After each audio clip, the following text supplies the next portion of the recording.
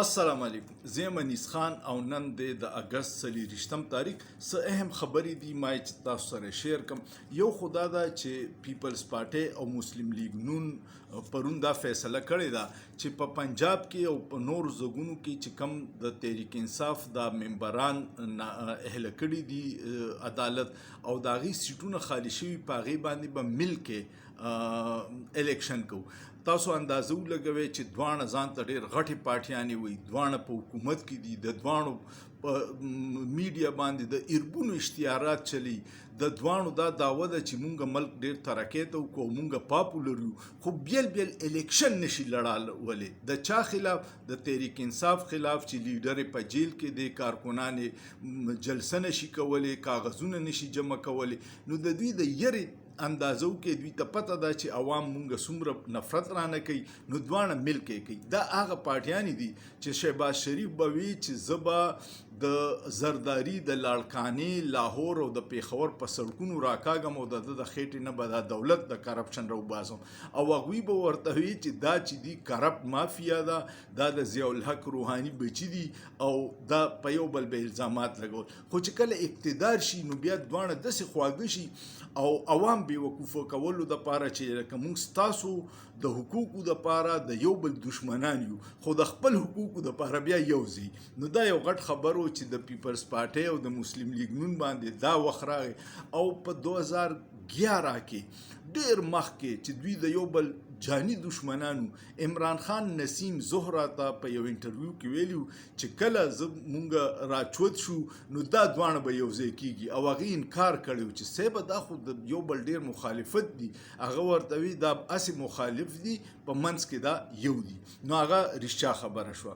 یو ډېر اهم خبره پرون د سپریم کورټ یو جج صاحب دی، جسټس عطر من الله، دی مخکې د اسلام آباد های کورټ جج و، او چې کله دی د اسلام آباد های کورټ چیف جسټس نو کم از کم خلکو ته دا امید و چې دا اغواګانې دا لاپته کېده ده به پې ډېر سخت ایکشن واغستو صحافیانو خلاف چې به چا ایجنسیو کاروانې کولې، او هغې کې به د ده ډېرې زبردستې فیصلې وي د انساني حقوق چې به کم ځای خلاف ورزي وه.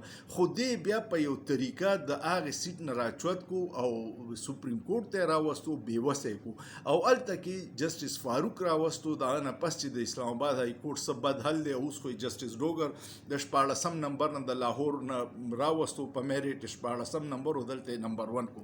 نو هغه پرون یو مسعود جنجوه یو سړی و، د مخکې د ایجنسو دپاره کار کو، بیا هغه لاپته شو، بیا مړ شو. نو د هغه ښځه د آمنا جنجوه هغه د هغه دپاره همیشه جدوجهد کوي او د میسنګ پرسن دپاره هم کوي. د هغوی یو تقریب و د زنانو، نو هغې ته چیف جسټس صاحب جسټس عطر من الله خطاب کړی دی، او هغې کې هغه ویډیو ډېره وایرل ده ځکه چې هغه ډېر حقیقتونه ویلي. یو خو هغه دا ووایي چې بلوچستان نه دا خویندې راغلي په روډ ناستې او موږ شرمنده یو چې هغوی سره موږ هېڅ نشو، د هغوی د زخم باندې موږ مرهم نشو کېښودی. بلې دا ووایي چې په 26ویں ترمیم کې خو یې ډېر څه امینډ کړي دي، خو آرټیکل 148 یې نه دی امینډ کړی، او آرټیکل 148 دا وایي چې د ملک کې د انساني حقوق خلاف ورزي ذمہواری د سپریم کورټ د هر جج ده. نو بحال ده او دایم وي چې موږ له آزاد ججان پکار دي. مطلب دا چې هته هم پته ده چې په خپل سپریم کورټ کې نن سبا سهل دی، نه فیصلې څوک کولی شي، نه آزاد دي، د انساني حقوق بیړه غرقه ده، خو څوک پې خبره نشي کولی.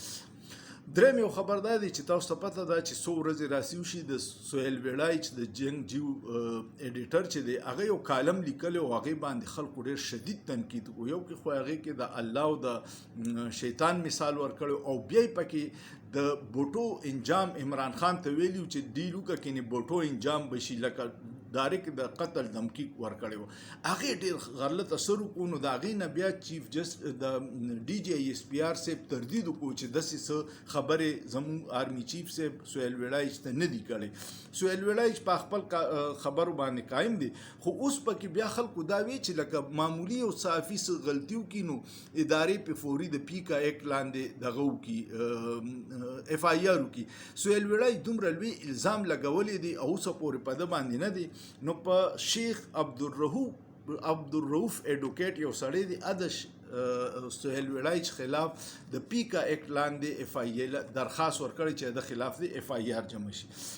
یو بل ډیر اهم خبر دی و دا دی چې کم لکه هغه وی کنه وی چې کم غوز لټومه نو هغه مټکور راخي چې کم ادارې اډیټ ریپورټ وګوري نو د اربونو روپې کرپشن او عیاشیانې د ای سی سی پی یو اداره ده او د هغې چیرمن دی عاکف سعید هغه د سړي زوی تنخواه څومره ده په 2023-24 کې هغه سالانه پیکیج چې دی تنخواه 41 کروڑ 53 لاکھ روپے 41 کروڑ 53 لاکھ سالانه د هغه تنخواه ده. تا اندازه وکړه چې 41 کروڑ تقریبا څه کم 4 کروڑ روپۍ تنخواه په پاکستان کې هغه او دا عیاشیان دي. بیا بل خبره ده چې خپل دورو لا او عیاشیانو لا د وزارت خزانه د اجازت نه بغیر 3 ارب 77 کروڑ 22 لاکھ روپۍ نورې لګولې دي. ته به چې د پلار مال دی دا د عوامو نه د ماچسو کې په مالګه کې په غوړو کې په تیلو کې په نومي شي چې ټیکس راټولیږي دا د دوی په عیاشیانو باندې ځي نو دا اندازه وال. بل د اهم خبر دی چې علیما خان خاموش کولو دپاره د هغې دواړه زامنې اغوا کړي دي.